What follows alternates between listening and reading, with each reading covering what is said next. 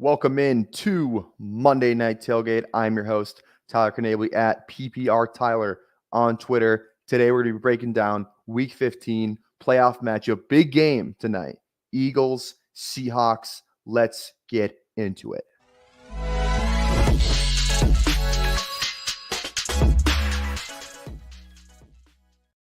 All right, let's get it. We're going to dive right into all the action tonight.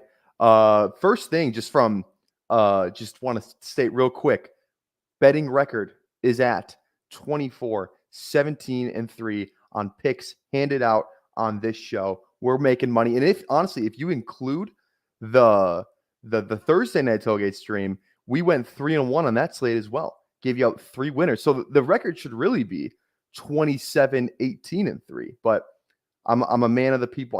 I'm fair and just. So we are not gonna count that toward our record. But what can you do? We are back and we are here to make some money for tonight's game. But before we dive into that, let's talk about just kind of Week 15 real quick. James Cook, we talked about it last week, and just an absolute all-time, like just the stretch of games that he's had against the Cowboys, who had I think they were like the second best team in terms of fantasy points allowed to running backs going in to the game. And then after yesterday, they're like 22nd because James Cook gave him 179 rushing yards, 2 catches, 2 touchdowns. Just fantasy GOAT right now. Get advanced a lot of teams in best ball. It's one of the guys it feels like you need to have, him and McCaffrey. It's just like it comes down to you either have him or you don't. Like McCaffrey especially, you either there was a lot of people who were kind of out on McCaffrey coming into the season. It was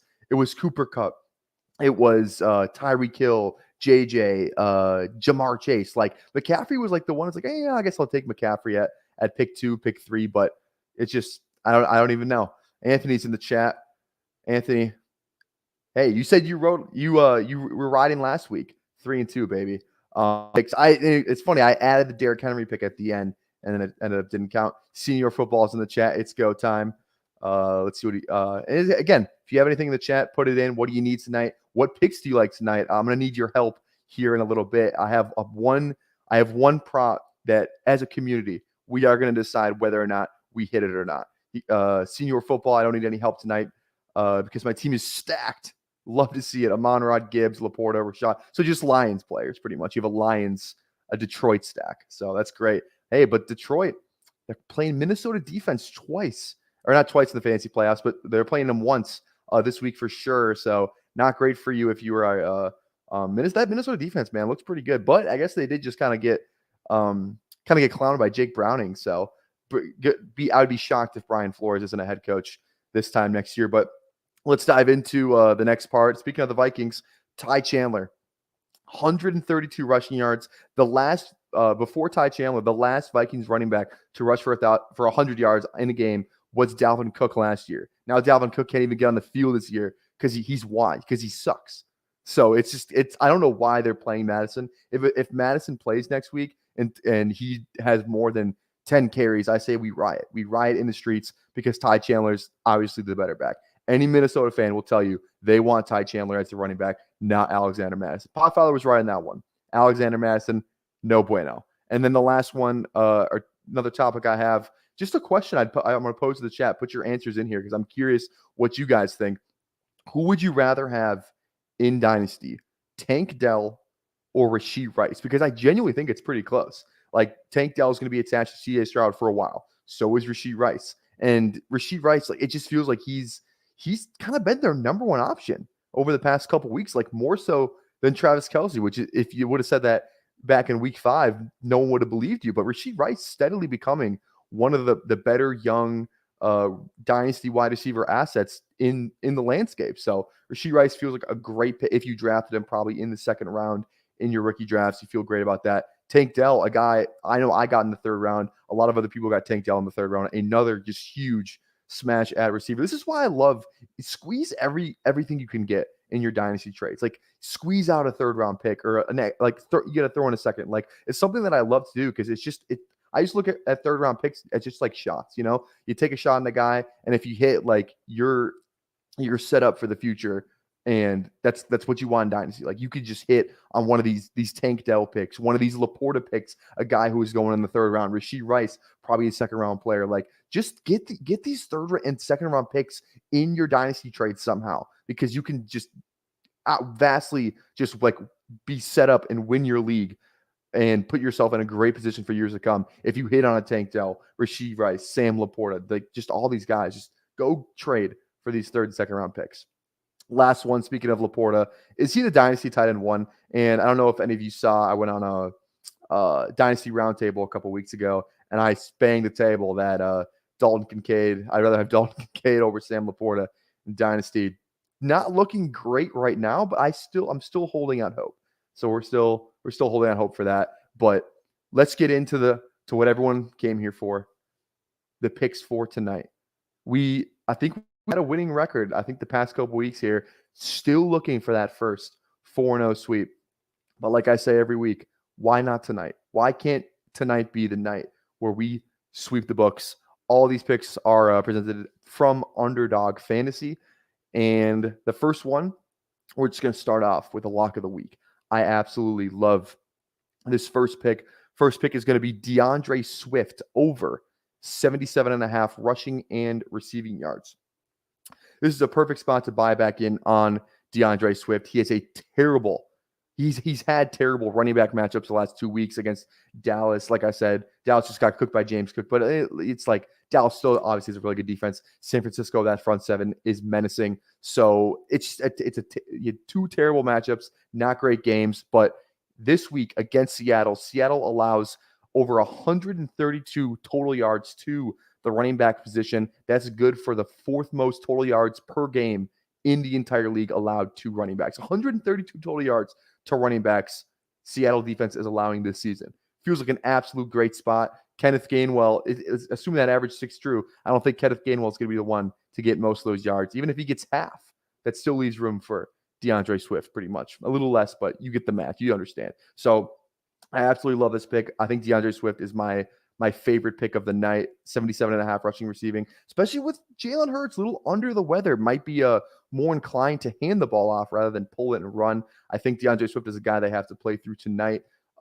Dump like just nice little screen games. He just needs to get back on track. I think DeAndre, if you need him tonight, I think he has a good night, at least one rushing touchdown or a total touchdown. I really like DeAndre Swift tonight, especially with this current status of Jalen Hurts. Also, have we gotten word on Geno Smith yet? I haven't seen anything come through my line. Let me check just to make sure I didn't miss anything. I still haven't seen anything about Geno Smith.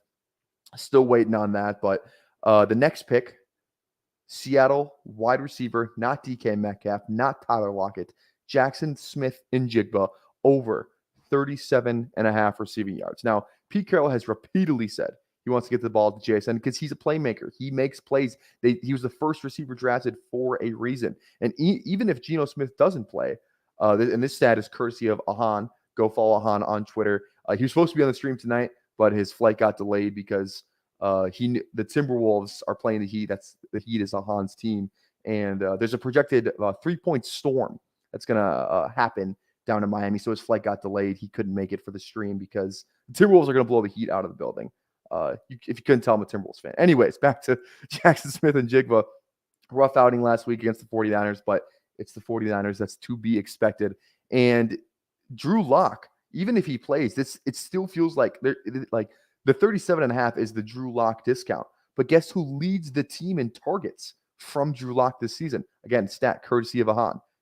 Jackson Smith-Njigba. So there shouldn't be a discount. He's still getting targeted from Drew Lock. It's not like it's just Geno Smith was targeting him. I'd even argue that Drew Lock would likes him more than Geno Smith does. He's hit this total in the 7 of his last 9 games, and the Eagles allow the third most yards to wide receivers. So I don't understand why 37.5 is even an option. I think it should be like 50 because JSN is easily going to clear this line tonight. Easily. It's not even going to be close. So Jackson Smith-Njigba over 37.5 receiving yards. And then the next pick, going back to the Philadelphia side of the ball, we have Dallas Goedert over 41.5 receiving yards. Now, Seattle allows the 9th most total yards to tight ends, a little over 56 per game. So we like that. Obviously, that stat bodes in our favor. And I also just feel like I can't explain it. And for those of you who have watched Monday Night Tailgate for a while, Dallas Goedert, like sometimes I just have picks based on vibes. Like it's a vibes pick. Sometimes it works, sometimes it doesn't. Judging by the record, though, feels like we've been pretty spot on this season just on the vibes picks. I think I should go back and look at how many vibes picks have hit, but it's probably a decent percentage. And this is one of those vibes picks. I just feel like every time I watch Dallas Goedert on primetime, he has a good game. And I can't explain it. I've bet on him in primetime, and I feel like maybe that's why I'm biased. I feel like every time I bet on him, it just seems to hit. And I only bet on him when I just need to like have just a game on because it's Thursday night or Sunday night or whatever. But Dallas Goedert always feels like he comes through in primetime. So I love the Dallas Goedert pick because it's primetime. And I think we should start calling them primetime Dallas, not the Cowboys, just in case you want to be confused. Cowboys, not great right now. But anyways, Dallas Goedert over 41.5 receiving yards. The matchup feels there. Like I said, Seattle allows a lot of yards per game to the tight end. So just to recap, in case you're joining us late, the 3 picks are DeAndre Swift over 77.5 rushing and receiving, Jackson Smith and Jigba over 37.5 receiving, and then Dallas Goedert over 41.5 receiving yards. And then the last pick, this is the one I need the chat's help on. I need you to put it in the chat when I read this line to you, and you guys are going to choose, because I'm back and forth. I can't decide. I need your help on this one, and that pick is Quez Watkins, 9.5 receiving yards. He's only hit this in 2 of the 5 games he's played this season. He's been hurt a lot, so he hasn't really been on the field kind of in the middle portion of the season, but he's back, and he's actually out-snapping Julio Jones. He's out-snapping Olamide Zaccheaus. So I think there's some merit to hitting the over, but it just feels like one of those ones where, like we always say, you look back in the game log and you look, oh, only 2 of 5. He's only hit this 2 of 5 games. And then you're like, I'm going to smash the under. I think, like I said, the books know that you're going to do that. They're going to look back and they're going to see, and they're going to be like, oh, we'll set this line. Everyone's going to hit the over. And then they know something. I don't know how they set these lines incredibly accurate. I don't know how they do it, but it always seems to be pretty spot on.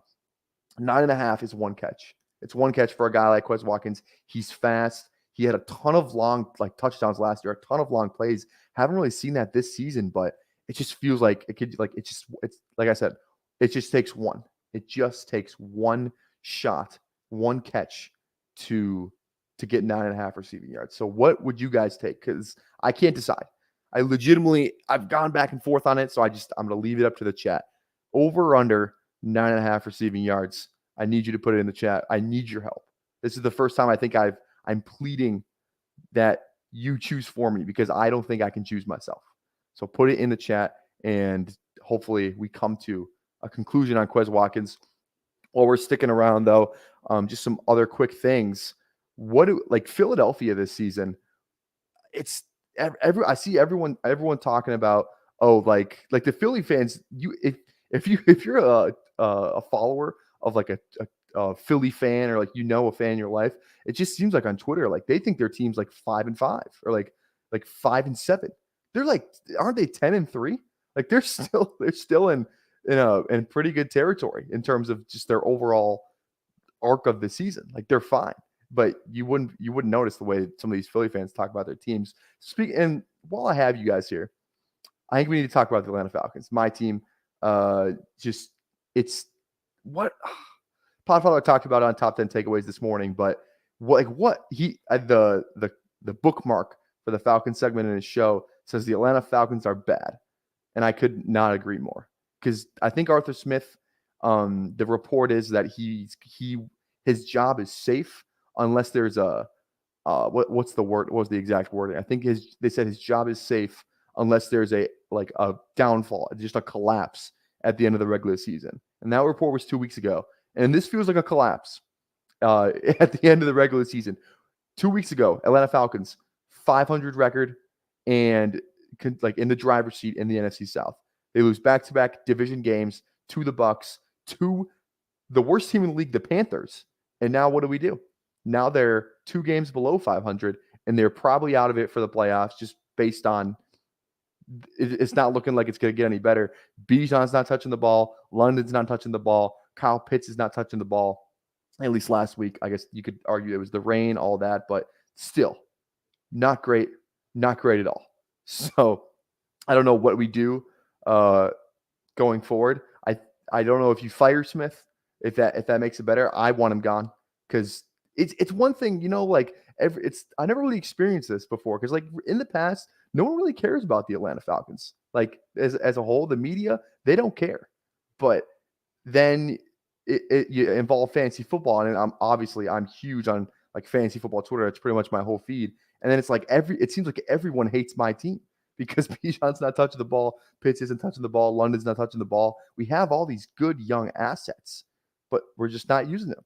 And it's like I said, it's if we're winning, who cares? It's kind of like the Lions thing. Like everyone talks about Jahmyr Gibbs, and like at the beginning of the season, it's like, oh, they're not using him. They're not using him. They're not using him. Well, they're winning games. So why would they use him? And then lo and behold, turns out Jahmyr Gibbs is really good at football, and they start using him down the stretch. Like fantasy managers, they want things now. They don't care about the team. They don't care about what's good for like the team. They want to see Jahmyr Gibbs like 15 carries, 5 catches, 120 yards, and a touchdown. They don't care about Dave Montgomery. They care about the top tier pick in their rookie draft they spent on Jahmyr Gibbs. And that's why like the Lions, they were kind of getting heat for it in the beginning of the season, but their team's really good. They haven't been this good since what, like 1960s, I think they were talking about.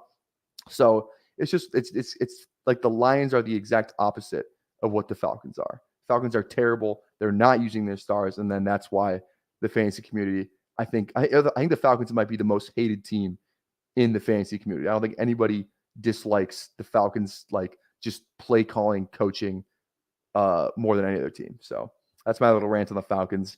And last topic I want to talk about. Actually, I don't even know if I should talk about it, but it's that Rashard Mendenhall tweet. I don't know if any of you guys saw it earlier. And then Will Compton took it a step further, talking about who. Actually, no, I'm just gonna leave it alone. I don't know what I'm allowed to say on these airwaves, so I'm gonna leave it alone. But okay. Last couple picks. I just want to go over again. If you're joining us late, usually we do the picks at the end of the show, but I had started off in the beginning. I didn't have an article this week. We will be back next week with an article in the TikToks. Just couldn't find the time this week for particular reasons. We'll be back next week. Again, here are the picks that are going to hit this week tonight.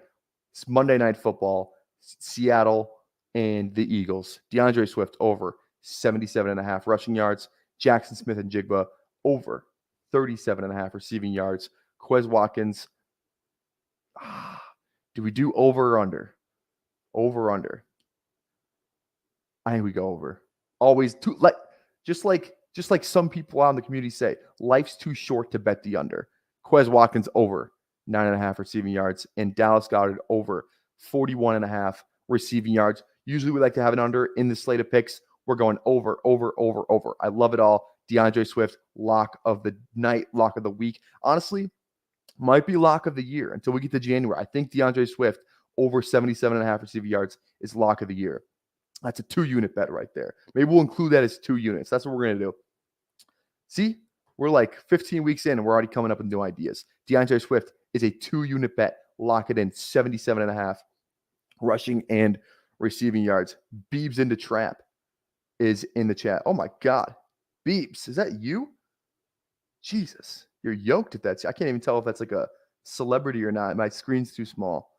But anyways, Beebs into trap says needs to fade 24 points from AJ Brown in Best Ball Mania. Hey, you're preaching to the choir here on Best Ball stacks, and that's an exciting time too. Sweating out your Best Ball stacks. I think I'm advancing 19. So I had 90 teams make the playoffs. I think I have 19 advancing as of right now. I should have some more advanced because I still have some Philly and some Seattle players, but not entirely sure what that's going to look like. Again, I might get knocked out of a couple spots because obviously Philly and Seattle, 2 teams that had a lot of fantasy relevant players. So it's just we'll see tomorrow what the portfolio looks like, what the advance rate looks like. But this has been my thinking the entire time. All it takes is one team. If you're a volume drafter like myself, and you're just like my thought process is it just takes one team to win some semi life changing money, and that's what gets me coming back. Is oh no, not 90 team. Sorry, holy cow, yeah, no, not 90 for Best Ball Mania. That would be crazy if it was 90 for Best Ball Mania. I have like 90 teams overall. My bankroll isn't quite big. I could max Best Ball Mania. I don't have the bankroll for that. I like to live in like the smaller draft rooms, like the puppies, the Pomeranians, like the $5, $2, $3, $7, $10, $15. That's my sweet spot. My thinking was like I could have maxed Best Ball Mania like with the bankroll I had, but I was like I'd rather have like 500 teams in like across all different contests than like 200 total teams, but maxing BBM, because I'm an addicted drafter, so I can't like I needed more drafts in my life, and if I had less, I would just end up doing more anyway. So I limited my my exposure to BBM. But if you are asking about my Best Ball Mania advance rates, I advanced 6 out of my 40 teams for Best Ball Mania, and none of them will advance. So my $3 million dream is dead. Not great. I think the highest I got was like third in one of those things. Oh, the news come in. Geno's playing. Just because Geno Smith is active does not mean he's starting. Oh, Beebs in the Trap says Geno is playing. Schefter on my phone just said the Seahawks will draft 3 QBs tonight. Geno Smith will be among them. That's a good sign. The team has not announced who is starting yet, though. So that is still TBD who is starting. Jamal Adams is inactive. So is Devon Witherspoon. Obviously, Darius Slay is inactive. Rashad Penny is also inactive. Great for DeAndre Swift. Not that Rashad Penny was getting any run anyway, but great bet for DeAndre Swift. Should be interesting to see if Geno does start tonight. It's a groin injury. Geno doesn't move around that much anyway. So we'll see what that. But if Geno is starting, the JSN pick feels a lot better. And yeah, so again, one last time, just in case you're joining us really late, here are the picks for tonight. DeAndre Swift over 77.5 rushing and receiving. That's 2 units right there. Swift is the bet of the night, bet of the month, bet of the year. JSN over 37.5 receiving yards. Quez Watkins over 9.5 receiving yards. Dallas Goedert over 41.5. Beebs into Trap says, I have Seahawks in best ball as well. Which QB is best for DK and JSN? It feels like Geno, like even if Geno's hurt, like I said, you just need Geno to throw. You don't really need him to move around all that much. You're not hoping Geno rushes for 100 yards like Lamar Jackson did last night. You want Geno just to throw, and he's probably going to run around a little less if the groin injury's acting up. He's also probably still got the elbow thing going on for him too. So I don't know. I mean, if Geno's obviously not right, they're just going to put Drew Lock in. So if Geno plays good, great for DK and JSN. If he plays bad, they're going to put in Drew Lock, and Drew Lock, he can give you like 70% of what Geno gives you, probably, right? Like it feels like a pretty fair assessment. Like he gave Jerry Jeudy some nice weeks back in Denver, Cortland Sutton some nice weeks back in Denver. So I'm not too opposed to it. And we got Jack, roll Larks, baby. If you live in Minnesota, if you know, you know, roll Larks, go Larks. That brings us to the end of the show. Thanks for sticking around, and we will catch you next week. More picks to be had. Hey, bet the house tonight. DeAndre Swift, not financial advice, but bet the house. Again, not financial advice. Everyone have a fantastic night. Go DK, go JSN, Dallas Goedert, Quez Watkins. Quez Watkins he's the key tonight for sweeping the 4-0 slate. But have a great night, everybody. See ya in the next one. Hey, I want to take a moment to thank you for tuning in. It's important to me that all of our media be free. This is only possible because of you allowing a true independent sports media enterprise to thrive unlike any other in the business. So please subscribe to the All In Package to continue to make all this possible, to ensure that all of our stats, information, data, content is available to you, especially you, the people that get the site and get the show.